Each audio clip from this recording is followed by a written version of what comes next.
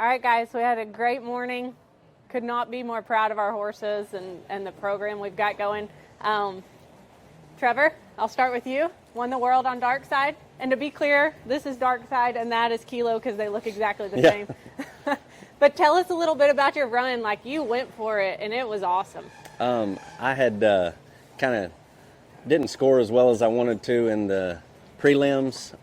Knowing the cattle a little better now helped get in a groove, and wanted to give him a shot to be in the middle of the arena to make one of those kind of runs that he can make, and he did his job awesome. He's a fun horse to ride. Like, I just have to know that I'm scoring where we want to be in the arena, and he takes it from there. Yeah, he looked really good. This horse has gotten really solid this year, and you were able to really ask him today.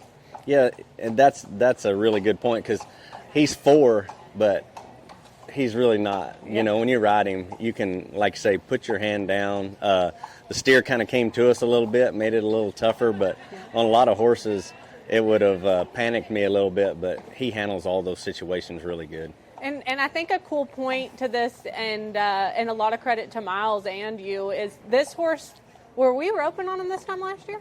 No, I didn't start team roping on him until December last year. Yeah, so he's 11 months in, has won, this put him at, what, 75,000, a world championship, and I think a lot more to go. So I think that speaks volumes for this horse's mind, which is one thing we've talked a lot about that we think is one of his biggest strengths. Yeah, I've said it about him 10 times probably now. On futurity horses, it's nice not having to worry about, like, there's peaks and valleys to just show, and even if you have the best horse, it's hard to go win every time, but having a horse like this that you know is going to show up and be the same horse every single day is a huge advantage. Especially with a stud. Yes. Because we see that in geldings, I would say, you know, and this horse has just been so great to have around. Yeah.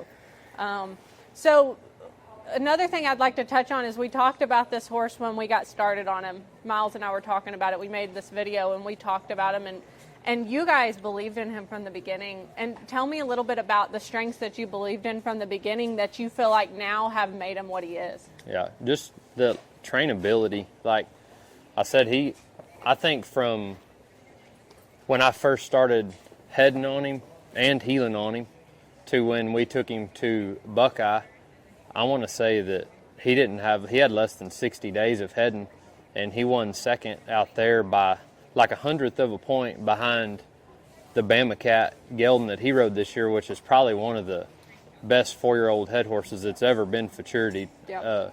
And so, like, this horse with 60 days of training on 2 ends did that, and it's just obvious at that point that the horse wanted to be a winner. Like, I'll say it till the day I die. There's some horses that want to help you out, and there's some that just don't. Yes. And when a horse wants to help you win, that's huge, and that's what I call a winner. Because I don't care if you have the most talented horse in the barn. If he don't want to help you, if he's not a team player, it don't matter. Well, and I think these futurities and horse shows are really starting to show us how important this horsepower is, because the fact is, for years in the roping, you guys are so talented. Y'all have been able to get around some of those horses, but now it's taking a great horse and a great roper to win. Yeah. And so you guys are really the ones developing these horses that we're going to see in the rodeo pen down the road. Yeah. And we talked about it just the other day. The horses that we showed 5 years ago, it would be a different animal for them to win what they had won this year. Sure. It gets so competitive.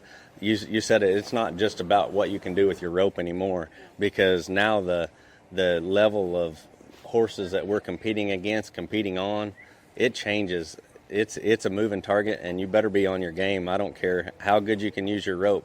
You better be on equally as good of horse and make that kind of run every time. Yeah. This industry is literally evolve or die. It's on fire right now, too, which is amazing. But if you're not out there putting the work in and have the horses that let you do it and let you use them and stuff, you'll fall behind, and you can't get complacent, and you can't ride average horses. Can't ride average horses, that's right. Last thing I want to touch on Darkk Side is we syndicated this horse, and we could not be more proud for our shareholders that believed in us. Yep. They took our word, they hooked up, they bought shares, and now they own part of a world champion. And I just want to speak that I think that we couldn't be more excited for our shareholders. I want to congratulate them because they took the plunge with us, Yeah. and we think it's going to pay Yeah, off. literally, congrats, because what y'all got in on paid off. you know. Yeah, it's super exciting. Yeah, it's super nerve-wracking too. I've never had, knowing that I'll have 40-something people, watching each time, it makes it hard because I want to do great on all of them, Yeah. but, for sure, for people that believed in us and our program, this horse, it just makes me happy when he does what he does. Absolutely. When he's able to, we're able to show people what he can do, when everything lines up like that. It's fun. Yes, absolutely. Let's move to Kilo. So Kilo, this horse, same thing, hasn't been healing for long. When did you start this horse, Miles? I mean, his first outing was here in July, whenever June or July at the Red Bud, and his first run for money was the run that I made on him to qualify him to come here. So 4.5 months? Yeah. That's awesome. So now we have a bronze champion. The horse was really good today. Didn't quite have enough steer, but he sure tried. That was if I had anything to do. I mean, but he reads a cow so well. Coming from the cow horse industry, that was what helped Miles get him trained as fast as he did because he reads a cow. And so we didn't have a lot of cow, but I knew he was going to be where he was supposed to be. And sometimes when you don't have enough, it's hard to show what he can do. With a big slide or whatever, because he's read everything and got himself in position. And if stuff isn't like hitting him in the mouth, he just does his job and can't show off like you can on those really good cattle that stay out in front of you. Right. And this horse, we have to give credit to Chris Dawson. Did an amazing job with him. There's a lot to be said for a horse that can go from something and be as competitive as he was in the cow horse and then still make y'all's job easy. Yeah. And I'd like to give props to Chris for that because he did a great job on this foal. Yeah, won $50,000 on him as a 3-year-old, and there's no telling what he could have went on to win, but just felt like he proved himself there, and then we wanted to prove him in the heeling, but he's done that too, Yeah. Well, as you guys can see, these horses are great to be around. They've been hauled together. It's nice to have two studs. You can stand right here together and talk to you guys. These two literally live together. They're side by side all the time, and you load them in the trailer next to each other. That's awesome. They're kind of bros, so it's good to see them win together. It is good. It is good. Well, we're heading to the Regatta Buckle now. Yeah, we're literally leaving here, going to the Open at the Regatta Buckle, and Trevor's riding both of them today. This one's in the Open heading, and that one's in the heeling. Clint Summers is heading for that one, and Joseph's heeling for this one.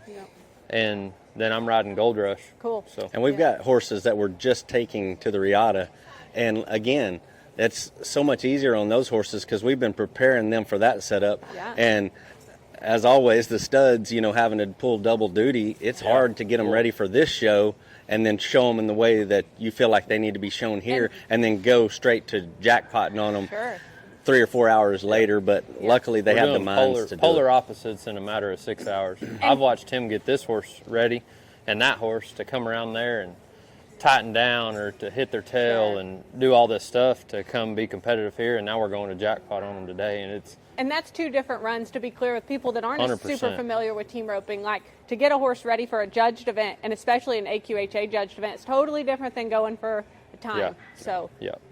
The versatility is there. I think we're going to see how we get along this 100%. afternoon. Yeah. So, all right, guys. Well, thank you. Congratulations, Trevor. Thank you. Good work, Miles. Thank you. And we'll let you guys know how the Regatta Buckle goes.